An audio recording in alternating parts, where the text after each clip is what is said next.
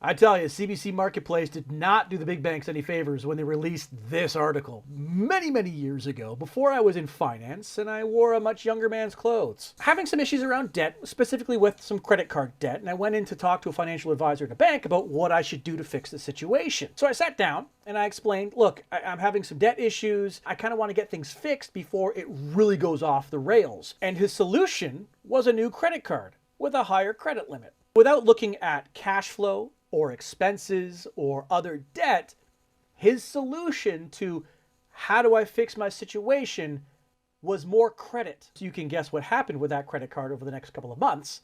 Of course I maxed it out. So it's not super surprising to me when an article like this comes out that says banks aren't really looking out for a client's best interest, they're just trying to sell products. In fact, some advisors mislead clients to get those products so they can hit their sales goals. Some advisors aren't suggesting you pay off credit card debt and instead invest that money. So they make money on the interest you're paying on that debt, and they also make money on the fees associated with the investment. In fact, some advisors can't even explain how mutual fund fees work. Now, if all that doesn't flabbergasts, I don't know what will. And I posted about this a little while ago, and I had somebody in the comments saying, well, who didn't know that the banks were screwing people over? And I'd argue a lot of people didn't know that.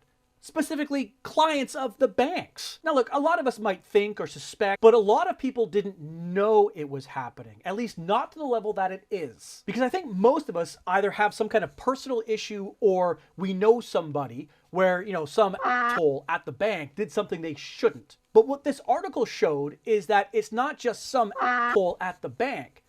The bank is the asshole. It's not just a couple of bad apples that happen to work for a bank.